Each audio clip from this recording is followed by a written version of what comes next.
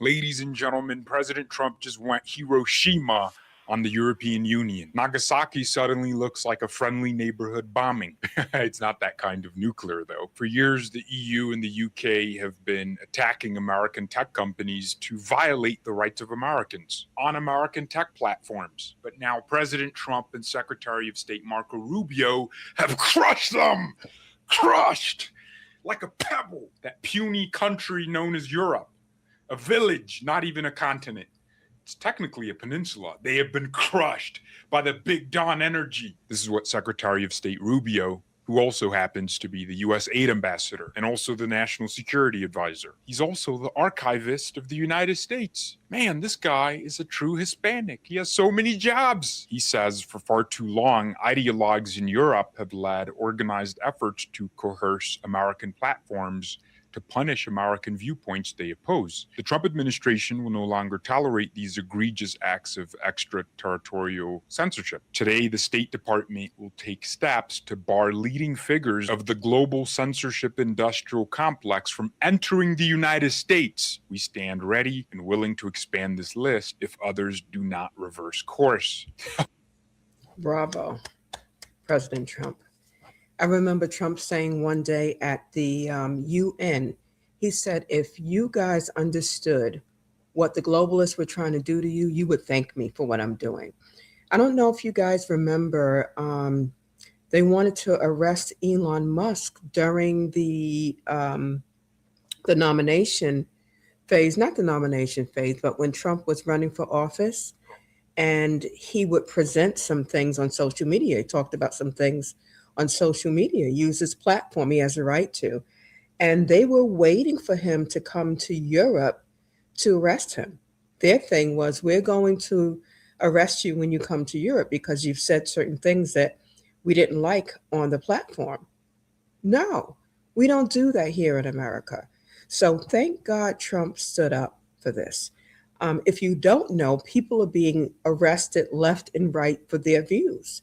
If they don't believe that a boy could be a girl or a girl could be a boy, if, they arrested a teacher not too long ago that would not refer to a child in his classroom with a preferred pronoun. But check this out. You're going to see something else that they're doing. And this will make you thank God that Trump is our president. If not, this will be coming to you. This is a global initiative. A widely circulated video captures the moment a man is arrested by British police, showcasing a controversial enforcement of social media laws. The footage, which has sparked debate online, opens with several officers surrounding the individual, handcuffing him outside what appears to be his residence. No, the British Hampshire police would realise how ridiculous this is. It is. What did it need to come to? Tell us why you escalated it to this level, because I don't understand. I posted something that he posted. You come to arrest me, you don't arrest him. Why has it come to this? Why am I in cuffs? Because of something he shared, then I shared. Because someone has been caused, obviously, anxiety based upon your social media post. That's not his. Why you've been arrested. The person filming the arrest, who remains off camera, can be heard expressing incredulity and frustration, describing the scene as ridiculous and questioning the rationale behind such an arrest. During the arrest, one of the officers clearly states to the man that he is being detained because his social media post caused anxiety, emphasizing the reason for the legal action. The man, visibly upset and in handcuffs, defends himself by asserting that the content in question was not his original work, but merely something he had shared from another source. This incident has raised discussions about freedom of speech, the interpretation of what constitutes anxiety-inducing content, and the extent to which sharing can be considered a culpable act under UK law. Can you believe that? So this gentleman is getting arrested for anxiety-inducing social media posts. What does that even mean? Something that might cause anxiety for me might cause happiness for you. So what does that mean? I'm so glad that our administration doesn't allow anything like that to come into America. I think, well, I probably know that I'd probably be in jail. I don't agree with these crazy ideologies, these liberal ideologies, and I'm quite vocal about it because it's something that I have to do. I try to do it in love because God's called me to do that, but I'm not going to be sent to hell because you want to be called a monkey and God created you as a man or woman. But let me know what you think in the comments. All right, let's continue. Oh my gosh. I love this administration. I love it. Not only did we pause immigration from like 39 countries, we're also now banning European censorship mongers from entering the United States. God bless the USA. I'm feeling like Lee Greenwood. Undersecretary of State Sarah Rogers gave them this warning live on British News. Add one more thing on the Online Safety Act, and I emphasized this earlier, but I want to say it again. It's misguided and unfortunate to apply that law in Britain, but applying that law extraterritorially, which means applying it to speech that has nothing to do with Britain, does not occur in Britain, is on American platforms by American users on American political issues, purporting to censor Americans in America is a deal breaker. It is a non-starter. It is a red line. So now I'm going to give you those details on who exactly is no longer allowed in the United States. She says these sanctions are visa related. We aren't invoking severe Magnitsky-style financial measures, but our message is clear. If you spend your career fomenting censorship of American speech, you're unwelcome on American soil. Oh, lady, I love you. Our targets are foreign, but you'll notice that some collaborated with US bureaucrats on Murthy-style speech suppression. Don't worry, we're pursuing transparency, truth, and reconciliation at the Department of State too. I made a really important graphic, and I'm going to reveal to you just how wide this censorship industrial complex goes. I'm talking about the government's financial backers and NGOs and platforms involved and how that all flows. Let's continue here. We've sanctioned Thierry Breton. When I saw that name, something inside of me was like, I know that guy. That's because last year he was threatening Elon Musk if he went ahead and did his live stream interview with President Trump. This was in August of 2024 while he was serving as European Commissioner for Internal Markets and Digital Services. He published that letter threatening to use the DSA against Elon Musk and X. He ominously reminded Musk of X's legal obligations and ongoing formal proceedings for alleged non-compliance with illegal content and disinformation requirements under the DSA. Just think about this. The EU Commissioner for Digital Services wanted to censor the leading candidate for President of the United States on an American platform. And remember those words, disinformation? Remember during the COVID era when you couldn't talk about natural protocols? And any naturopath, any physician that did studying, did clinical research and found that there were other natural modalities that helped to heal, COVID or lessen the symptoms were deplatformed. Their licenses were taken away. They were broken. Okay, so disinformation is relative as well. So thank God we're stopping this.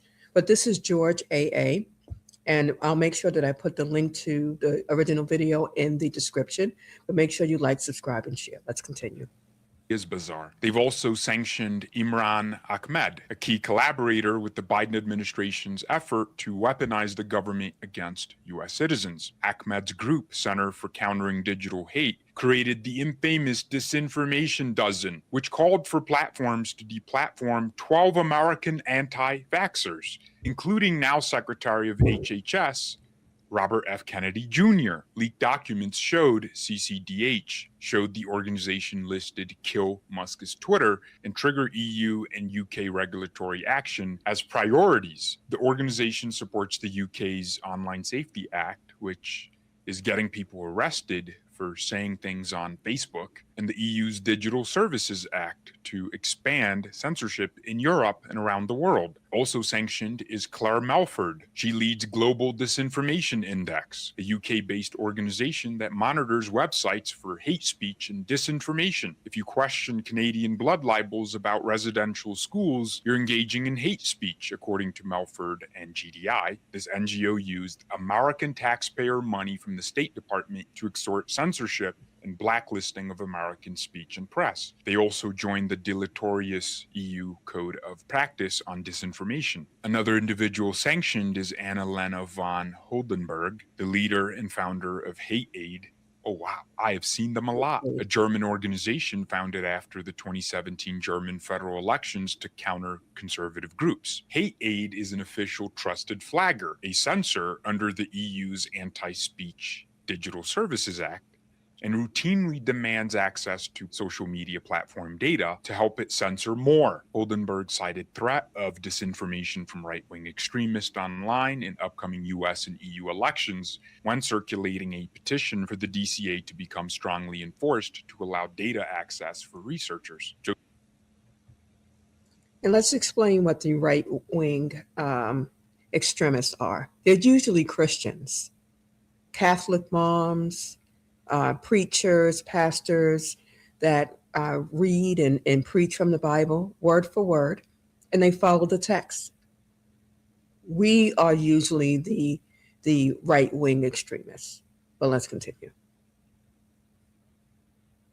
Josephine Ballon is another one who has been sanctioned. She is the co-leader of Hate Aid. I'm just going to give you guys a quick little timeline of the censorship efforts the EU and the UK have been pushing since 2017 when Trump came into power. In 2017, they started enforcing their EU Code of Conduct on countering illegal hate speech online. They pressured Facebook, Google, which owns YouTube, Twitter, which is now X, to sign these agreements to remove illegal hate speech, which was always a slippery slope. At the time, the platforms might have thought, oh, hate speech, you mean like ISIS? No, like a grandmother in Brighton, England, or I don't know, Frankfurt, Germany, criticizing COVID policy. In late 2018, the EU Code of Practice on Disinformation was introduced. And of course, in 2020, they increased pressure on the platforms to censor COVID misinformation. And in 2022, the Digital Services Act was finalized, requiring US platforms like Meta, Google, Amazon, and Apple to remove illegal content, including hate speech and disinformation, or face fines up to 6% of global revenue. That's what they've used to steal billions of dollars from US tech companies. It's the same law they are now using in December of 2025 to fine X, Elon's platform, 120 million euros, which is approximately $140 million. In 22, they got even more signatures from American tech companies to promise to censor. They started investigating X and Meta for Israel-Hamas disinformation. Then, of course, Breton's letter in 2024 to Elon Musk ahead of his interview with President Trump. Okay, so now you're caught up. To put it succinctly, the EU has been using their power not just to censor their own residents and citizens of Europe, but also Americans on American soil. And now, ladies and gentlemen, this is how the global censorship industrial complex works. You guys are probably like, we can't see anything. Let me zoom in, okay? Are you starting to see? Do you see all the actors moving? The actors involved in this criminal enterprise of censorship are global governments, NGOs, and academia, so universities, fact checkers, so-called fact checkers, advertising companies that control the flow of the money of the brands, the big brands, and then you have the funding sources. So what these balls are is how censorship requests go from point A to point B. For example, George Soros's Open Society sends millions of dollars to Media Matters. Media Matters then takes that money and then writes articles like this. YouTube is ground zero for election audit advocacy, where the first creator they say is spreading lies about the 2020 election and pushing for election audits is yours truly. This was published on June 14th, 2021. And they'd been working on it for months because they were gathering information from me. of 2021. But an article like that comes out, and the next day, YouTube sends me an email saying, "You're banned." And I was banned for 4 years until recently when they messaged me saying, "Hey, you can have a new channel on the platform after 4 years." So do you now see how that flow works? George Soros from the Open Society feeds Media Matters with all kinds of money. Media Matters write articles and then push the platforms to censor. But as you can see, censorship middlemen like Media Matters are going down. Elon Musk filed his thermonuclear lawsuit in Texas alleging fraudulent behavior from Media Matters, and that lawsuit is still in court. They're going to be bankrupt. Multiple other state investigations are currently ongoing. Like we just talked about, the Center for Countering Digital Hate. Well, they receive money from Ahmadiyya Network, which is a network founded by the creators of eBay.com, the e-commerce website. That site then funds the Center for Countering Digital Hate. And these are all companies and individuals that are part of this one world globalist system. They're a bunch of people that meet in Switzerland once a year, and they've been planning this whole, it's not just censorship, but just ownership of everything. You'll own nothing and be happy. So it's a plan that they've put in place. And so it's important to have knowledge about what's going on, to keep your eyes open, not just on America, but what's going on around the world. That way you're aware of what's happening and what can come near you. Thank God for social media. Thank God for other search engines besides Google. Thank God for books. Do your research. But let's continue.